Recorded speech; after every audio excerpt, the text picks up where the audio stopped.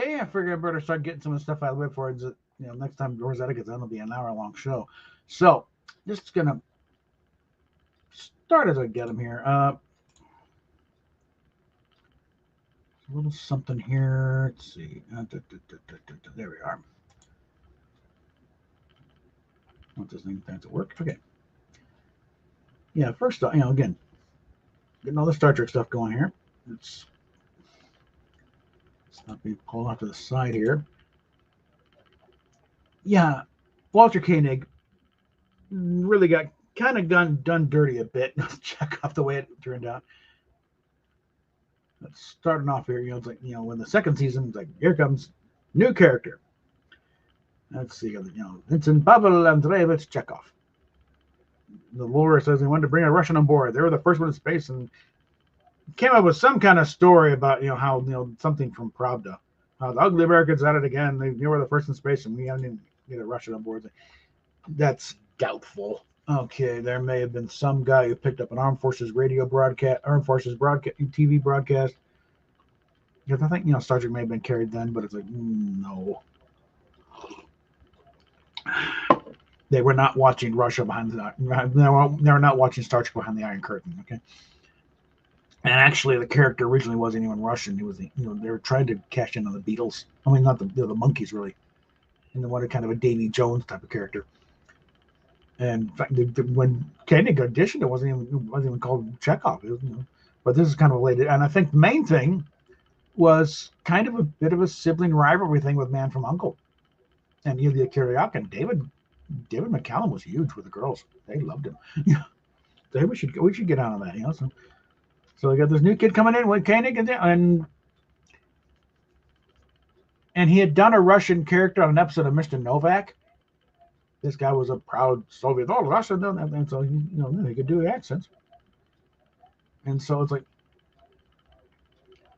so he was supposed to be the little teen heartthrob, playing about 8 years younger than actually he was like 30 at the time. He was playing 22. So.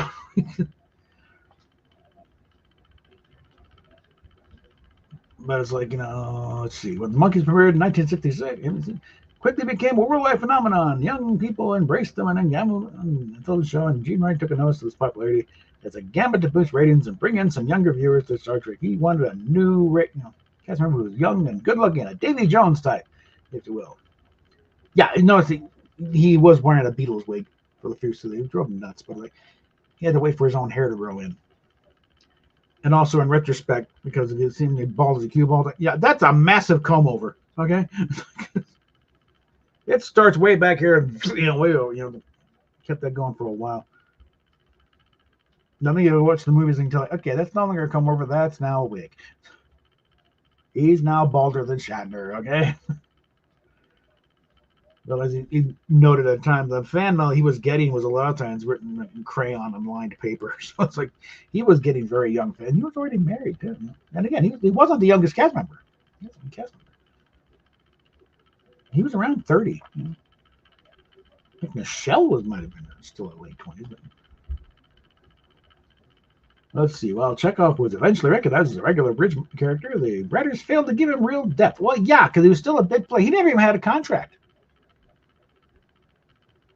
He was a day player. He was day to day. You'd get a call. Yeah, we got a Star Trek one for you. Then we'll do Chekhov again. Okay.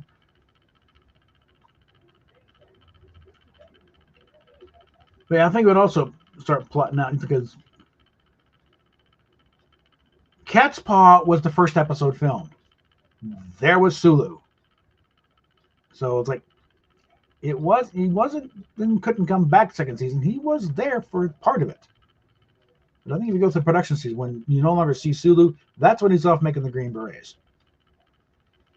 And all of Sulu's lines are given to Chekhov with a little Russian twist. Goldfeld, the Dr. De Vincent. Yeah.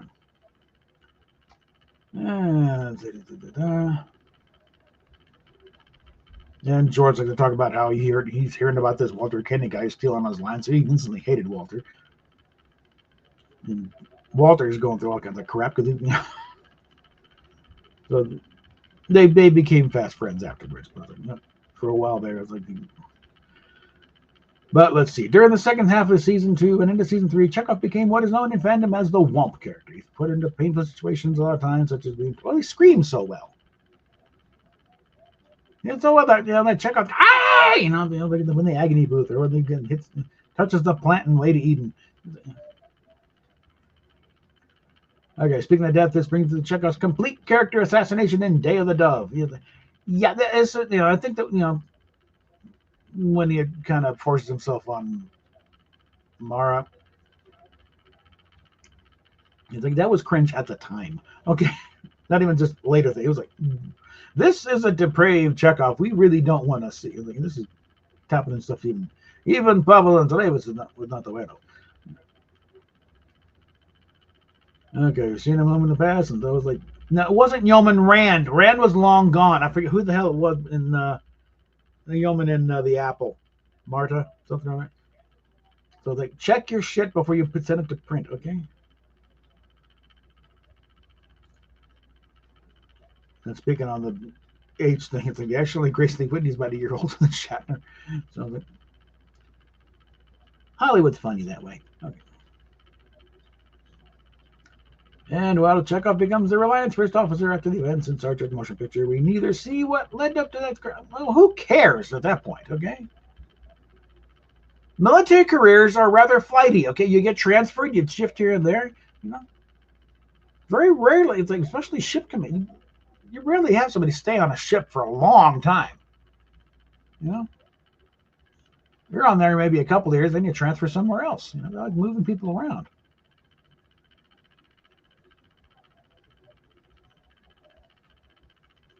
All right. And again, and Walter, for the most part, has had a very balanced. He knows he was not God's gift to society and everything. But with the people running up to George in the show, oh, you're my favorite. You should have been a captain. And he knows anybody could have sat at that console and said, "I sir, what factor for?" And And again, these people also had other jobs during Star Trek. Look it up on IMDb. Look at the periods between 66 and 69. They have other gigs besides Star Trek. I mean, Nichelle Nichols even showed him in a couple episodes of Tarzan, which I think was Star Trek's lead-in at one point. Okay. But he doesn't have much, but they try to give him stuff to do. Okay. I mean, in Star Trek 4, when he's Pablo, Admiral, he gave good bits. Not always the greatest, not the smartest, but he got stuff to do. And they do stuff in the novels for him, but there's also they wanted to make him the heartthrob thing. That shows Inspector the Gun, which was I think the first one filmed third season. They were gonna have him get up the girls and have fun, but it's like pretty soon this ain't working. It turned into like with Spock's brain. He's makes some comments, but then it's like he's stuck up on the surface with the security guards, heating up phasers to rocks while everyone else is down below, doing this stuff.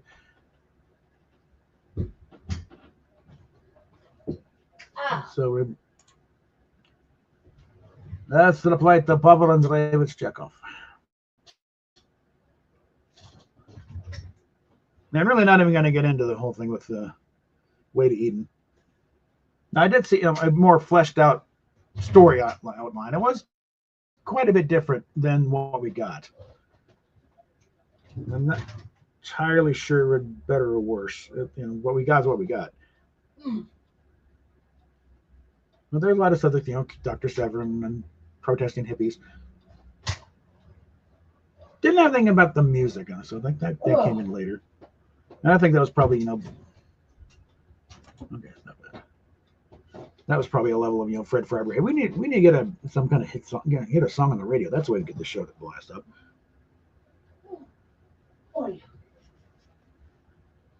And there was some pretty dark stuff there for McCoy to deal with, the wayward daughter.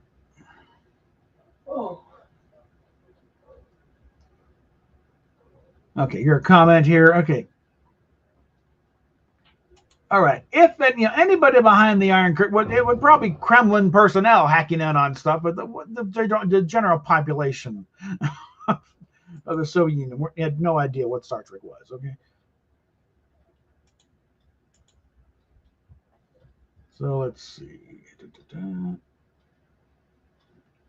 There's a little something. Yeah, I might dig these up later on when Rosetta is available to stream. We'll go through them again, but I'm going to get this down on the record.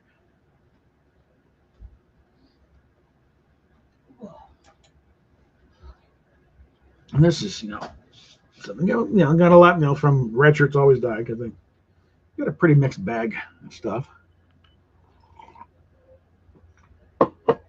Yes, Earl Grey. Okay.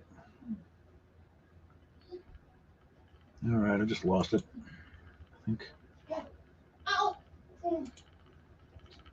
All right, maybe not. Hold on, let's see. Try it again. There's something here. 3 original series episodes, not to show newbies. So when it finally comes in. And it's complaining. Okay. Well, I'll tell you, I'll just read from there at this point. Because we're having the usual. Come on, damn it. There we go. Because not that we need the graphics or anything. Once this thing finally straightens out.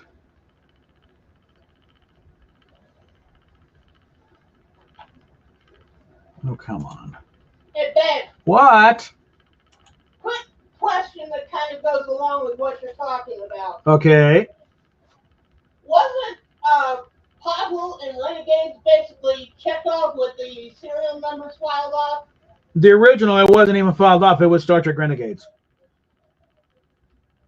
But that's what I'm and saying. it was Chekhov, and it was Two Falcon, and stuff, When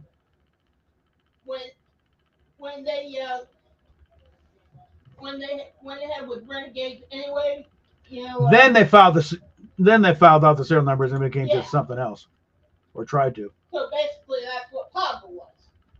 Pretty much. No, and that was Admiral Chekhov. That wasn't, there was nothing veiled about it. That was,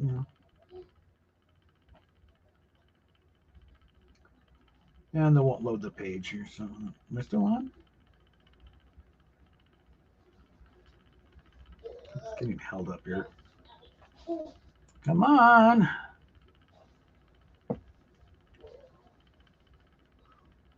Yep, camera's still showing alive.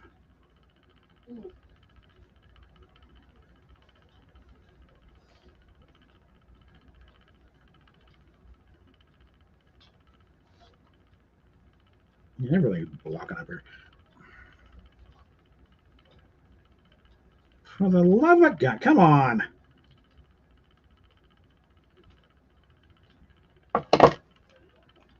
Change the damn text. Come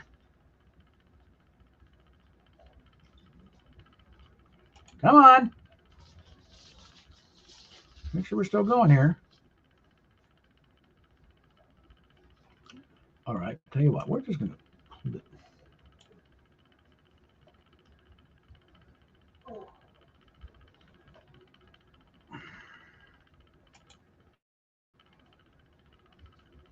live TV, gotta love it. Okay. Make sure you're still going out at least.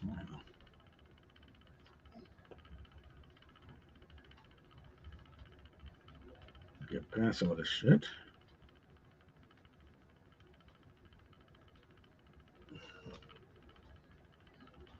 Get past the ads.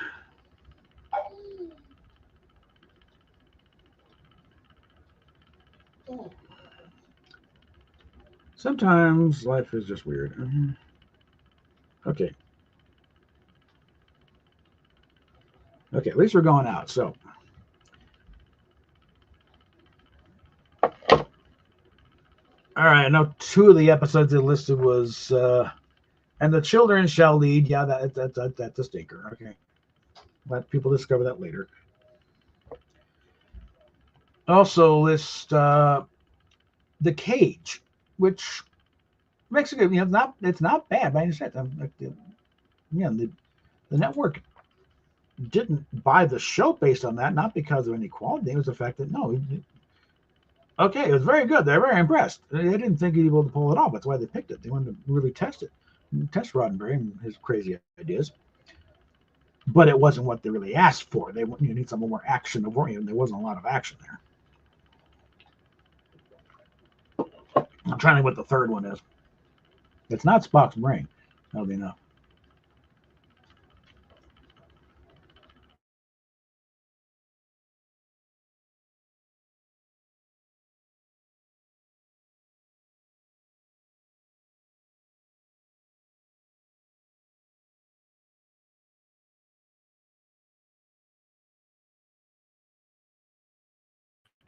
There we go. A bit of a log jam there. Now everything's starting to load again. Okay. Let me go and try and pull this up now.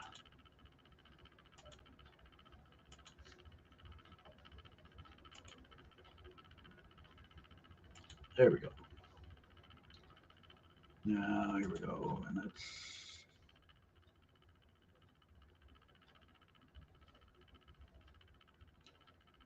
so. Children Should leads the first one up the list, and it is a dumb one. It was just a stunt casting with Marvin Belli as the angry angel type thing. Okay, come on, to the next one. Turnabout Intruder. Yeah, you don't want to start with the last episode. Although some of the points it's like a little overblown. And the middle one is The Cage. Yeah. Let's go and get out of this troublesome page. It's constantly trying to load stuff. I don't need anything else on this. Okay?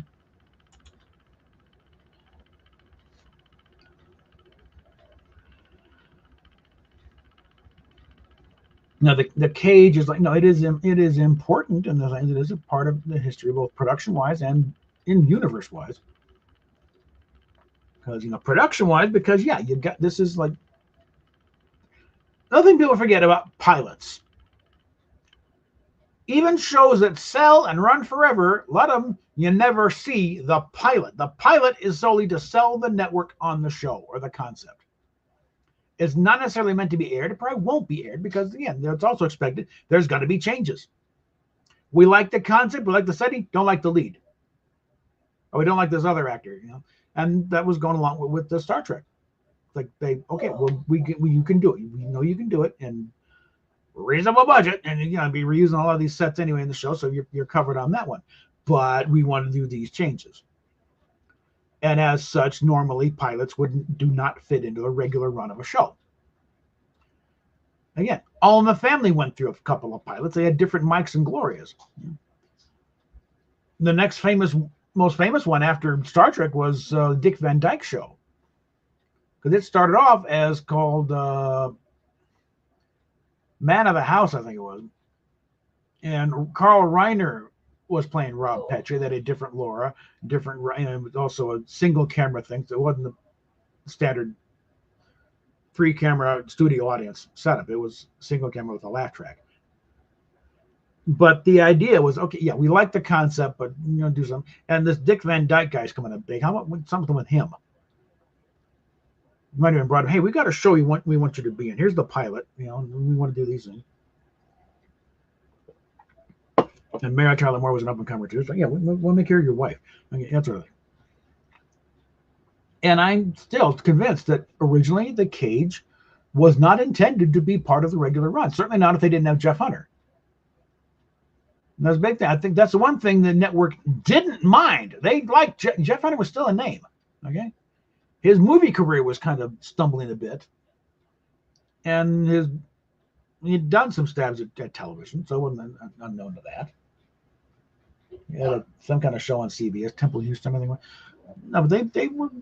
Jeffrey Hunter was not an unknown type. He was a known guy, and he'd been in some big movies. He was in The Searchers with John Wayne. He was a fairly prominent bit in The Longest Day. He'd been around, and of course, you always got the thing, the King of Kings. He played Jesus. That follows you forever when you do that.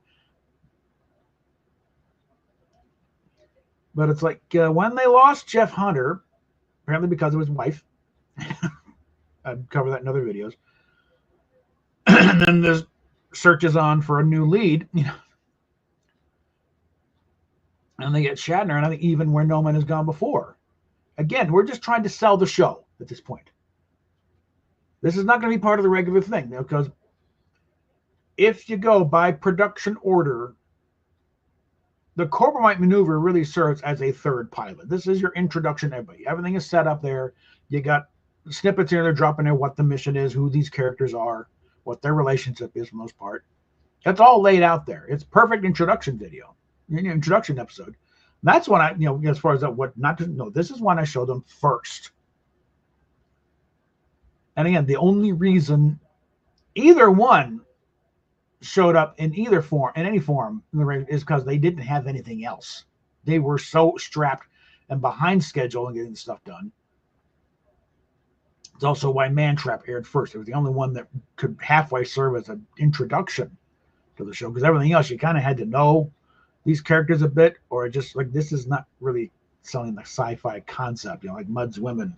That was one of them was ready. Like, that's mail order bride shit. Charlie X was just kind of a teen angst thing. It's like, I don't know about that. It's a little weird.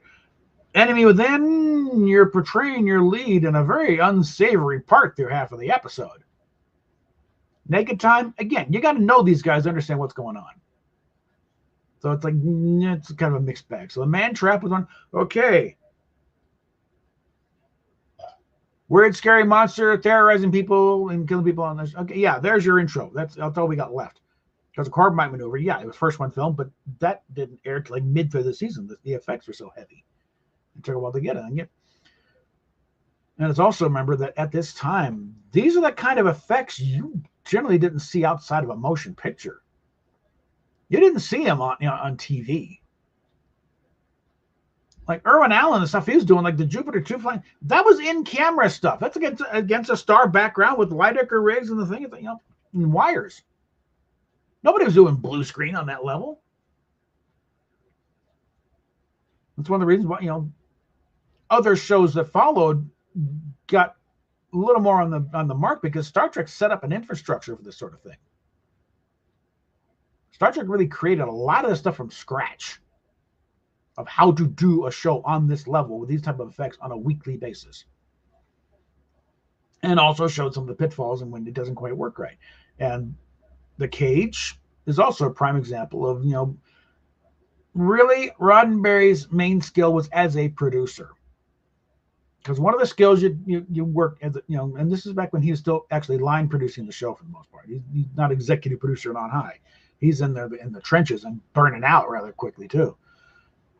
But it's a combination of things of like Desilu had been bugging it to do something with this very expensive pilot you had us shoot. Whether somehow figure out to do some extra footage, work in some newer effects, whatever, but we can put it as a movie overseas, please. This is sitting in the vault. At the time, it was over $500,000.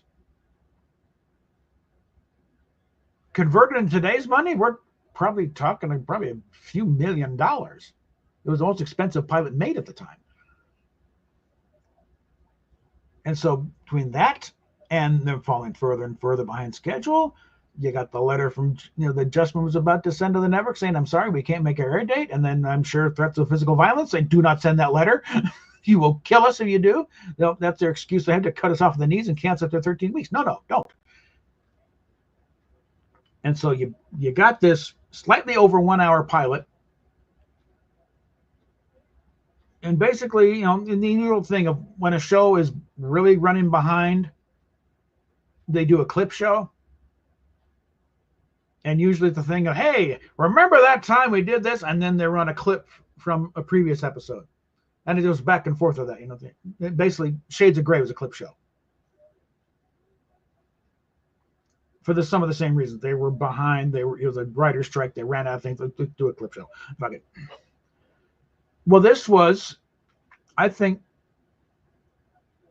certainly one of network television's, I think someone has done it since, but I think certainly they first 2-part clip show for an hour-long show. You know, which the advantage being there was clips nobody had seen before. That's where a lot of them missed the distinction. And whereas before, a typical episode of Star Trek, typically 6 days, possibly 7, you know, branching into doing pickup shots while filming other episodes. That sort of thing. Why you get a few continuity errors here and there because they're actually filming this episode. They have to go back and do a scene for this previous one. They just thought they had finished. This one, the wraparound segment took about 4 days. And I don't think there's no new effect scenes in there. I think the first time we see the shuttle, that's about it. They got a flyby of the shuttlecraft. That's it. Everything else is all stock footage of the Enterprise, an orbital shot, and stuff they got around for the on Starbase 11. Which, if you look at the way they were just there the previous week for court martial, they never left Starbase 11. It's like, why even leave orbit? Come back. As for, you know, why they're not meeting with Commodore Stone instead of Commodore Mendez, well, it's a different division. Commodore Stone, again, helped by the fact he was wearing a red shirt. That's the engineer. They do the maintenance. They're the one fixing the ship. But he's also, you know, he's a Commodore. He's got authority here. Investigating why is your ship fucked up and taking up dock space in my yards. Commodore Mendez is wearing a command shirt. So it's a little more administrative here. You know. So it's mainly a big base, and then you can have multiple flag officers there. But I think I should check to see. I think they had filmed the Galileo 7 before. Although the flyby of the shuttlecraft, there was different markings on the shuttlecraft. It was like 1-5. It's just a number. It wasn't the full livery. So that's the one unique shot in the entire thing is the flyby of the shuttlecraft. Everything else is stock footage of the Enterprise and a few reused bits from the cage where they're approaching Talos 4. Now, this is footage they had for like 2 years. So, and everything else is just inserting footage from the cage and a 2-part thing. And it allowed the effects company time to catch up. And they never fell behind the schedule again after that. They finally got it worked out. They got on a roll and got going. Gene Kuhn also came in around that time. In fact, I think it was the very next week with shore leave, is when Gene Kuhn came on board, took a lot of the slack off, and they finally get into a bit of a well-oiled machine. Still overheating, but at least running. And everyone got a very deserved time off to recharge here. Again, 4 days filming on standing set. We're done. Okay. Take 5, people. Is your phone going off? Nope. Okay. It's right here.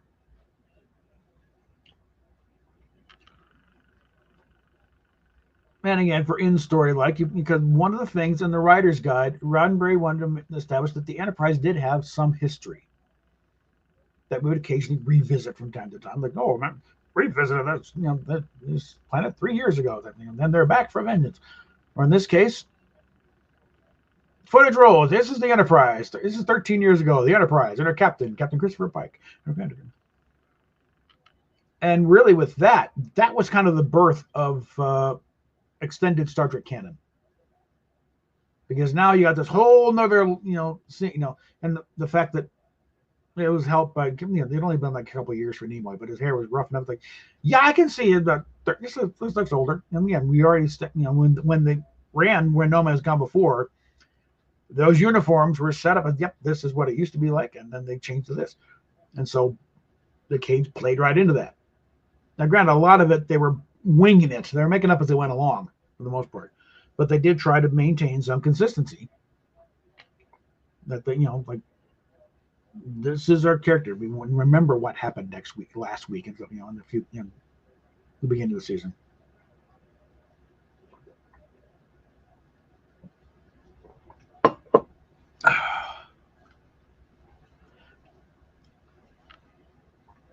And also, but just virtue of the fact that it was in the menagerie, sorry, the cage is canon.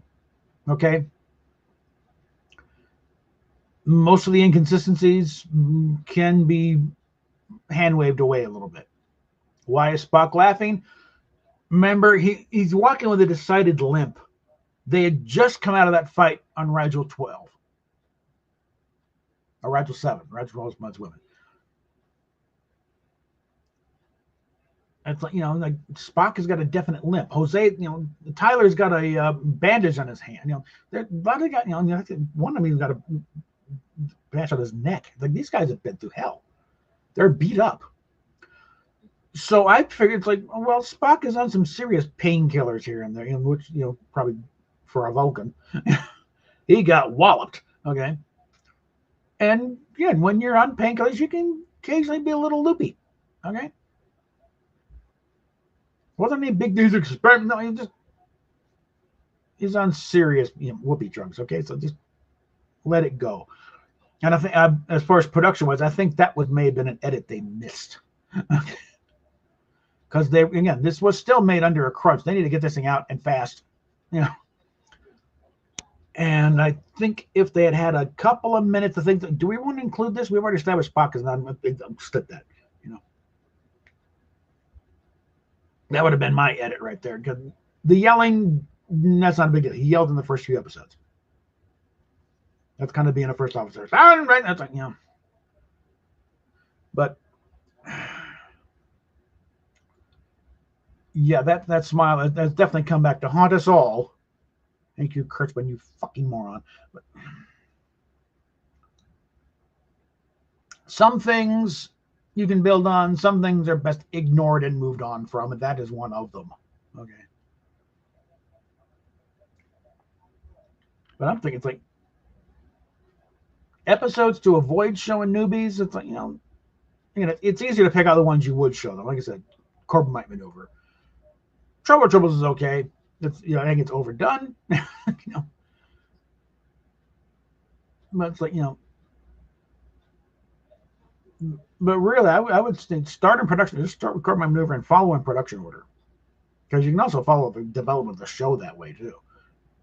And there's a little bit of back and forth. Hey, wait a minute, how they did this and what? Because that show aired first. Ignore the air date order. Air date order was arbitrary. That was just available based on what was available to film the show right now.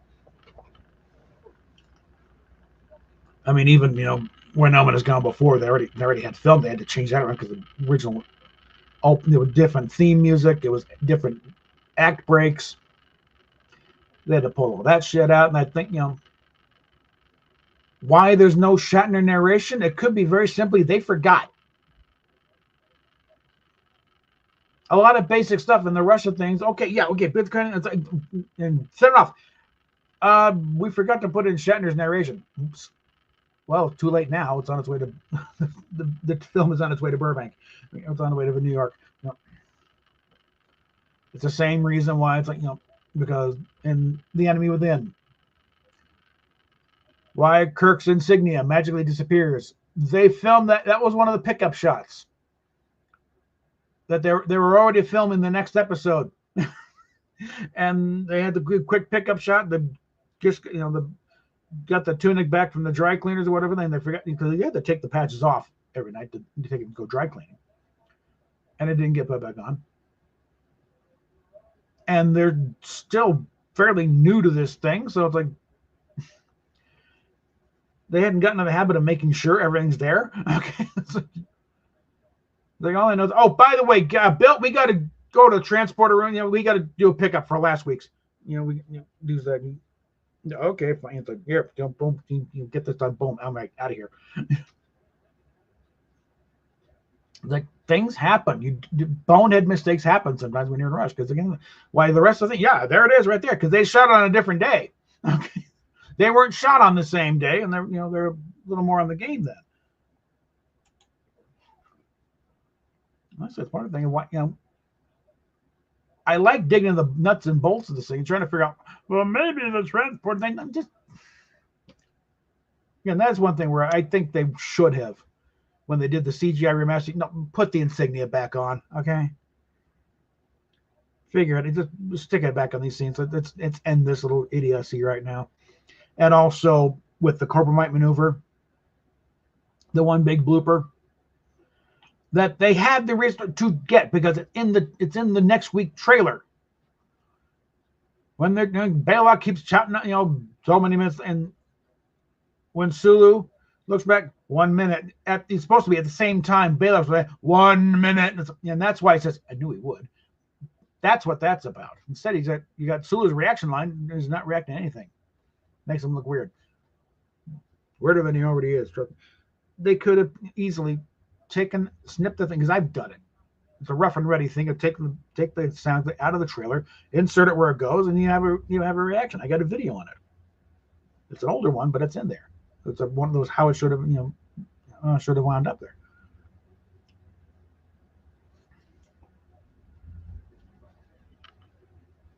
But lots of things like that.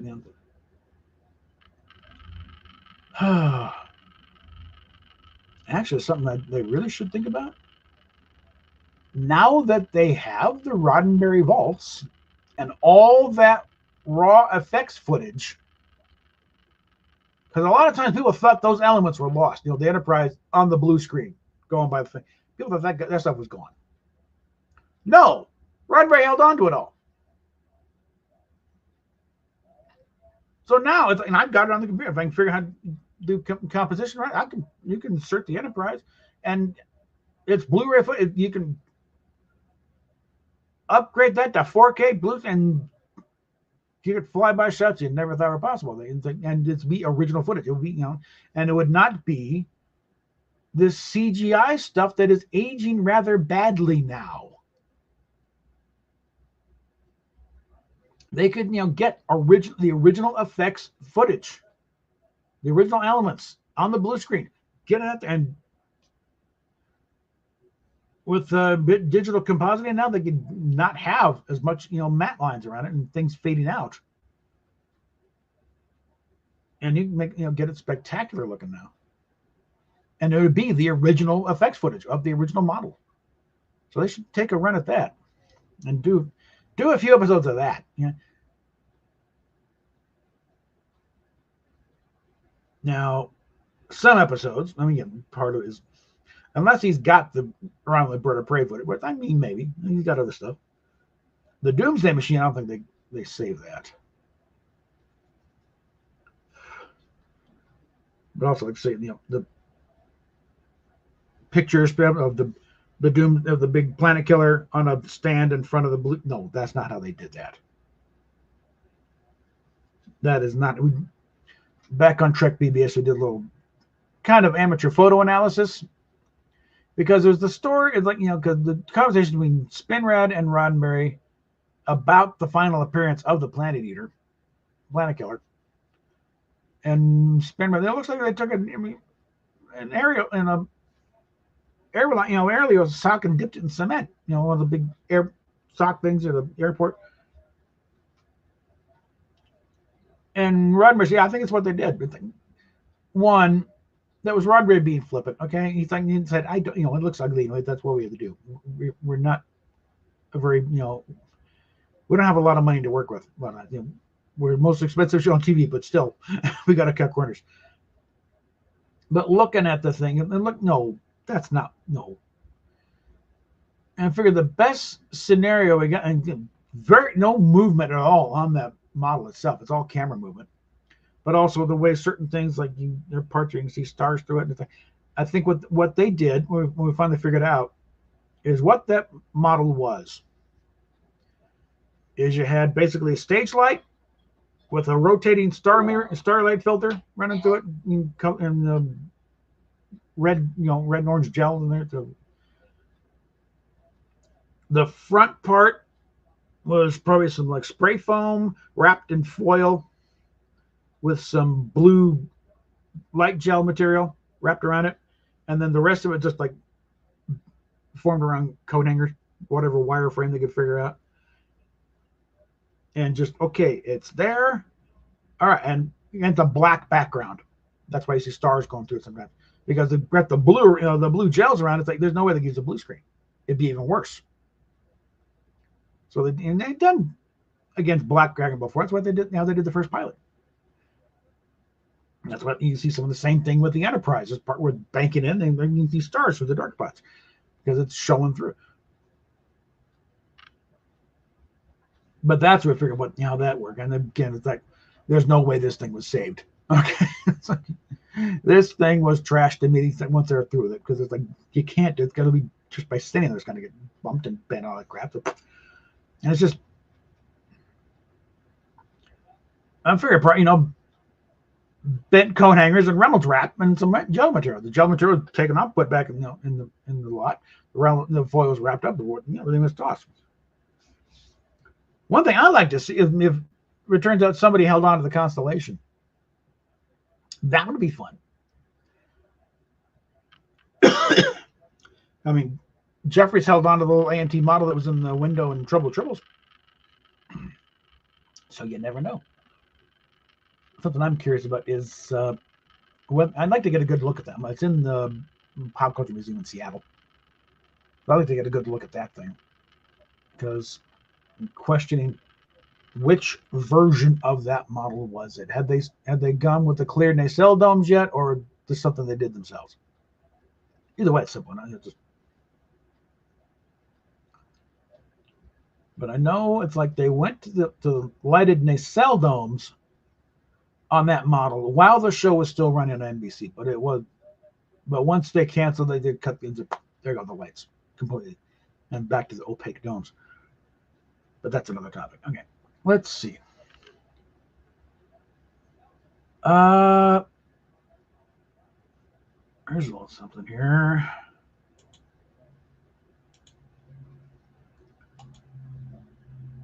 One about how DS9 really nailed the father-son relationship with Jake and Ben. But I think we'll dig into this one here.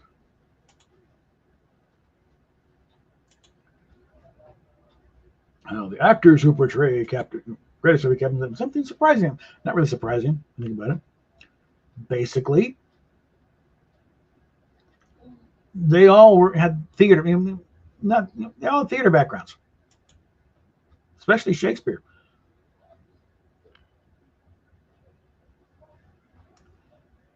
And a lot of Shakespeare influence. Dagger of the Mind. That was, I don't know. I think they go a little further into the thing. I think it was probably just pulling the title. I don't think it was beyond that. But Conscience of the King, that is Shakespearean drama all over the damn place. And you had, like I said, I think they read a little too much into this as far as trying to apply the title to it. I think it's. But Kate Mulgrew has a good chunk of Shakespeare under a belt.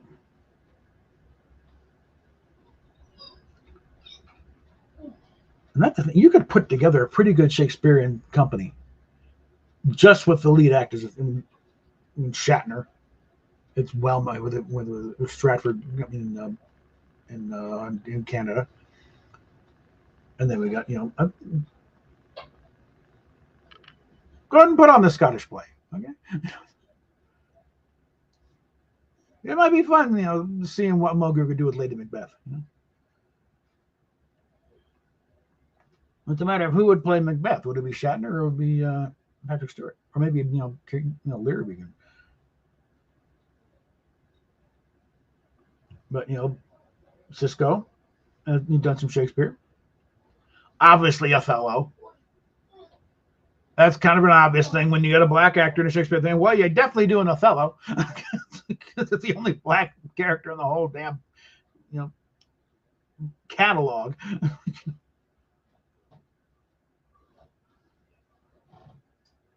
But I could see him playing, Othello. That would be incredible.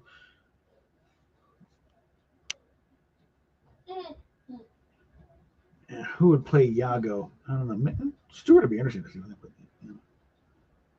Ow!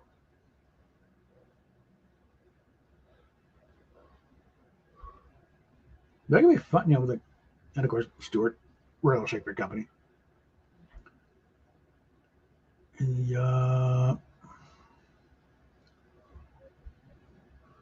I I saw a little of him in Hamlet where he was playing Claudius. Was Claudius? Oh. Or the king of, Oh, well, damn it, Ellie. and of course the remake of The Lion in Winter with Glenn Close. Ugh. Different interpretation than Peter O'Toole, but it's good. I liked it. And let's see. And of course, Shatner. A lot. Again, for a while on YouTube, you could locate his. He did some TV show, but they did, showed a thing up from production of Julius Caesar, and he played Mark Antony. And he's doing the Friends Roman countryman, speech. And the thing, it is a very different style than we're used to with him. Because that developed later on, particularly with The World of Susie Wong. That's where it really kind of showed the typical Shatner style, because he realized that the way it was written, this thing is a turkey. Then they don't mention Scott Bakula. Bakula is no stranger to the stage, okay? That's something that took a while for them to finally bring up on Quantum Leap. It was during a thing where he leaping into some guy who's going to doing a production of Man from La Mancha. And they finally let Scott get off stage and do, cut loose with the Impossible Dream and stuff. That's imagine the time of his life on that show. You could do anything because your character's being influenced by whoever you jumped into, so you have to do all kinds of strange stuff. Even female characters, and where it's he's in drag, but it's not a thing. This is the person he jumped into. He jumped into a woman, and sometimes a black guy, nothing all over this place. Actors love that sort of thing. That's kind of like why, yes, Subspace Rhapsody, despised by the fans. The cast loved it. It gave them a chance to strut their stuff and show what they can do. That's fine if you're auditioning for, the next musical, but it's not too good if you're in a series and you're like, this is just the next episode, Russ. It's like, this sucks. We did not tune in for K-pop Klingons. Take the writer, whoever wrote this thing, and take them out and have them shot. Okay.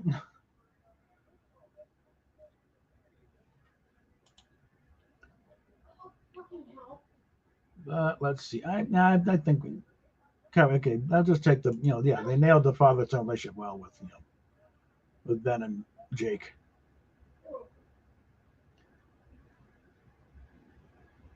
Okay, let's settle it out.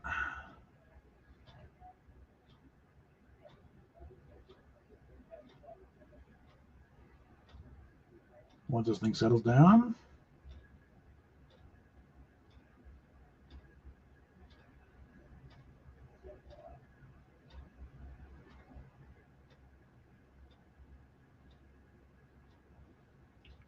There we go. All right, let's move this over to the screen. I'm not looking on the side all the damn time. All right, now quick check over here or something. Well,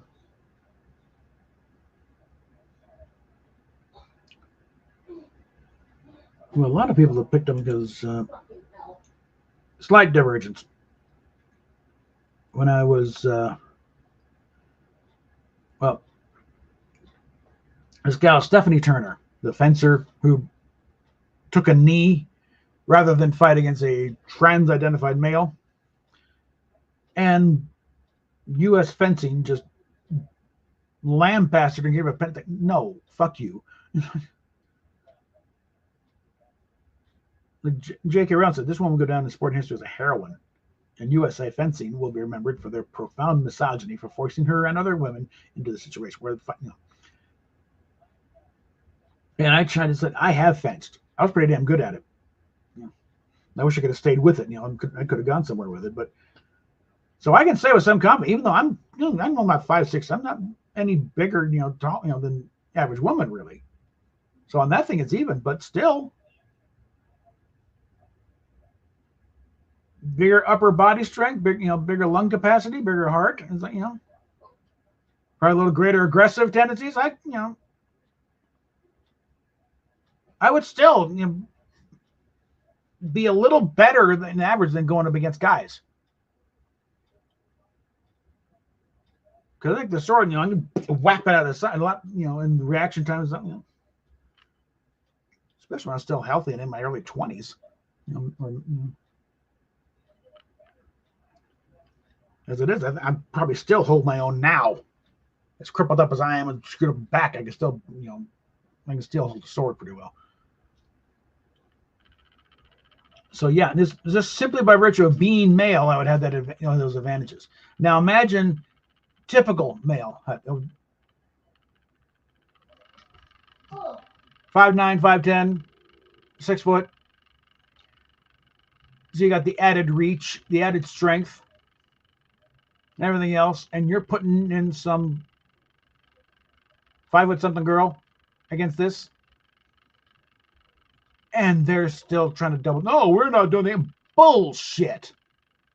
Let me tell you, again, we're going to diverge in the other topic, in one of my other main passions here, what's turned me a bit of an activist. Gender ideology is rooted in one key thing: hatred of women. By the males who claim to be, that's because they hate when they want to take over women. They're wanting to conquer their women's space, make them totally irrelevant. And by the women who sign up, it's because they hate being women for whatever reason. They don't like being stepped on. They don't like being or abused or whatever. So they're trying to erase their state. No, I'm not one of them. You can stop abusing me now. Either way, it comes to the same thing: hatred and dominating on women, one way or the other. Either by conquering this space and peeing in their rooms and making, claiming the territory, or by trying to, opt out of being one of them, so they don't get targeted. And that's the kind of thing why this has become a, no, I will not rest until this is done and stomped out for once and for all. When I hear stuff about, like DOJ is going to start targeting these clinics who do these things anyway, after all the orders and the state laws being passed, so we're going to do that. No, they're being targeted now. Harmeet Dillon is the assistant AG, and they're going after him. No, this stops. Enough. You've destroyed too many damn lives. And with that, back to our show. So now this one's worried about, some kind of marketing thing. Does Loungefly need to release a Star Trek collection? I really wasn't know who the hell these guys are.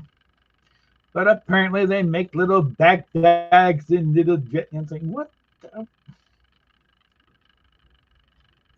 This in wallets and stuff. It's like, I just love these little things. It's like, it's like, This is where I completely understand Roddenberry's hesitation for merchandising and going down that rabbit hole. Because you start getting stuff that's like, what? What the hell am I looking at? Yeah. Can we zoom in on this at all? Or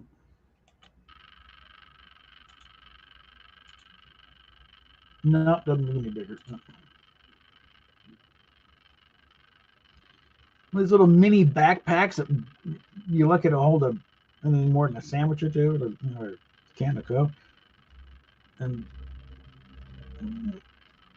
what the hell? And these dresses and like,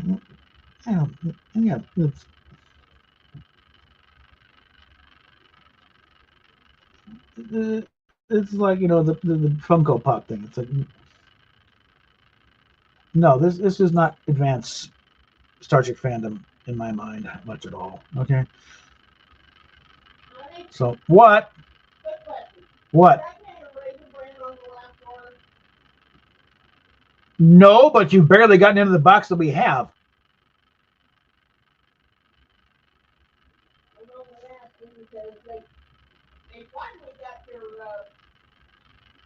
your chocolate Pop-Tart package. All right, go ahead. Throw them on the list.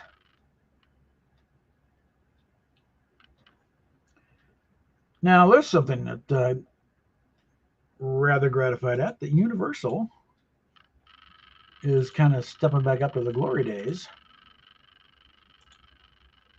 And no one remembers back in the 80s that they had the, they had a Star Trek ride type thing or experience thing. And why we got that up now. But they're going back, they're bringing back kind of a theme park thing. A little something, of course, got the experience in Vegas, but even at the Universal, Universal in Hollywood, they had, I forget what it was called, but it was a Star Trek thing where, audience members would, and I got to be in it, but, my time on screen was, I was one of the engineers that died rather horribly. Come on. The only highlight thing is I got, collapse into the arms of some cute little, girl from Sweden, but all that made on screen was just, be staggering, for half a second with hands on face. Really? You expect me to pay $60 for that, for the videotape? I was, again, if I'd been where the guys picked me on on bridge with the crew, yeah, great. I would have gladly paid for it, and it'd be a prominent feature on this channel. But no, she was cute, but no, I never got anything. But they're bringing something back. It's like, yeah, they got the pizza. A little something they're calling Star Trek Red Alert. And it's basically set post Picard Season 3. The thing is, the scenario is you're a tourist visiting the Starfleet Museum at Anthem Prime and about to go on board the Enterprise D. Now they've got it all fixed up and prettied and cleaned up. And what I hope is that this gets big enough they make it more of a permanent thing and flesh it out a bit. Because let's just pull it up here. Because I got a couple of videos of it.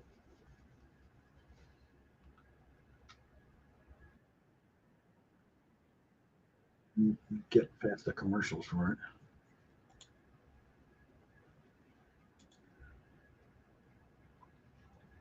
Let's see. Wrong one. I'm over here now.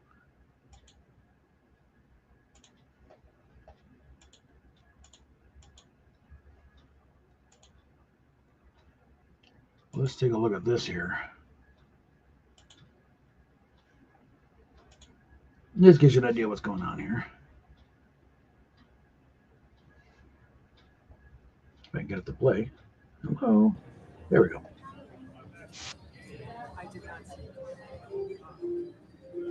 Learn more about starting an exciting career with Starfleet. Because they get, we get through this. Shuttle forward to the Federation Fleet Museum all the visual rigmarole. Make sure you get that. All ticketed passengers, please. As it hangs up. What the hell? Hello?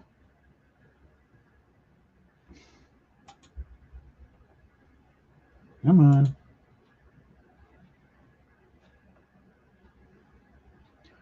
Well, tell you what, I got a second one. Well, take a look at that one. You have two different videos on. Oh, wait, now it's back up. Come on. Nope, that's the first one. That's the second one.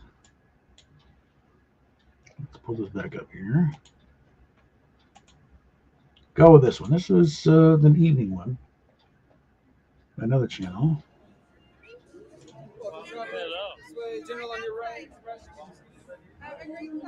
Where are we? Where's my cursor? There we go.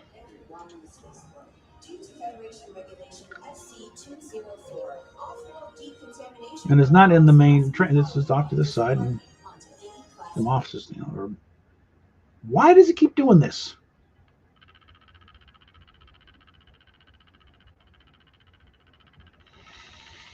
Come on.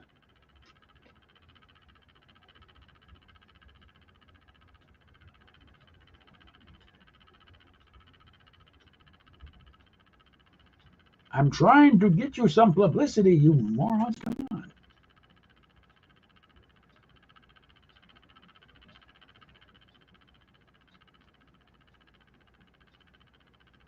Okay. Hold on here. We're okay for now. Yeah, might as well. I can find room for it. You can't skip this. What the hell? Just, God, idiots. All right.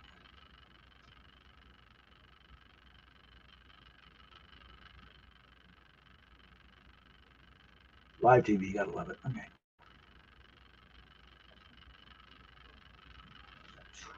Try it again. Now it's locked up again.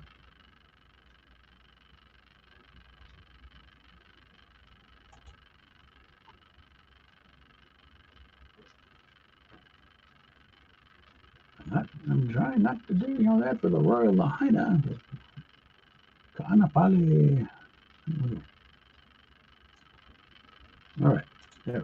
Oh, and this one, creeps. Put it out there. Try this again.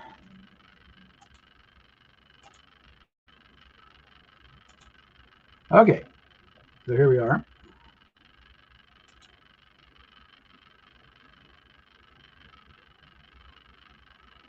At some point, the computer is going to cooperate. Here we go. General on your right. Have a great time. Just hear how loud it is. Okay. Yeah, nice. What the hell? Come on! I'm Commander Barrick of the Federation. Finally get to something that locks up again, you piece of shit. Come on. I'd like to bring your attention to the crawl at the bottom of the screen. I can hopefully get the better equipment here. Okay. What? Nice. And I've got the delivery time set for between 6 and 7. That's fine.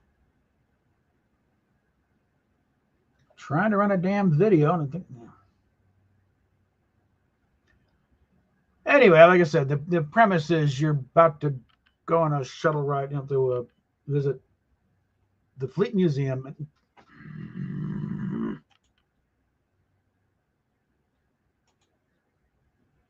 Try this again. Hopefully avoided another ad for, some hotel.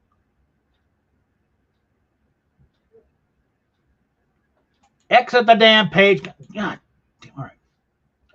Yes. You're just being a pain in the ass. I'm trying to get this stuff in.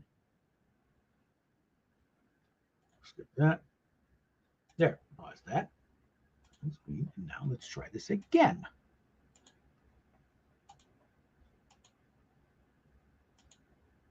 All right. And why is it fighting me? There we go. All right. Let's see how long this will hold up now. So here the well, not the usual, but you get remote. Everything can be going through.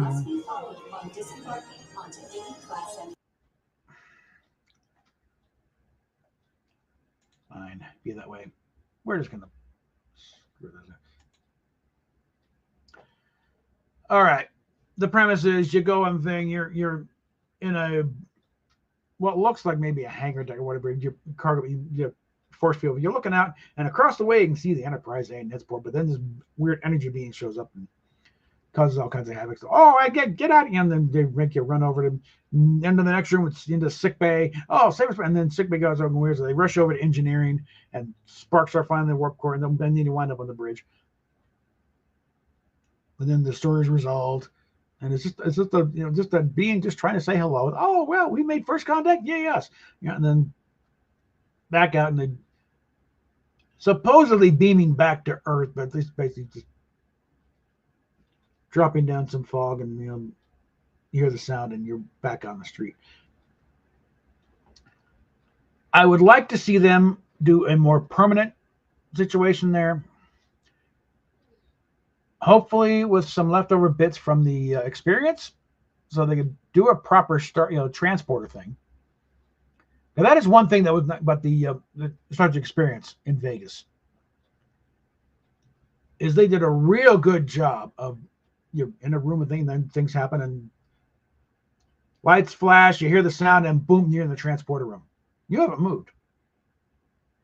That was a neat little thing. Yeah. Because while they're flashing the lights and everything's shifting around, and then remove the walls and you're in the transporter, it's a pretty good effect. I wish that it would go back to that type of thing. And they could, and I think, again, with a permanent thing, they could put in an actual shuttle ride simulator where you actually get us and they warp you to Anthem Prime and you land in the dock in the engine in the docking bay, and then open the doors and there you are, and a few more corridors where it's not just the next room and suddenly you're going from a docking bay to sick bay and then another. It's like the engine. It's like this kind of kills the illusion. And the turbo is immense. I mean, you could hold a barn dance in there. They made the turbos bigger than those turbo shafts. Don't get that big. Okay, just don't make a highlight of it. Okay.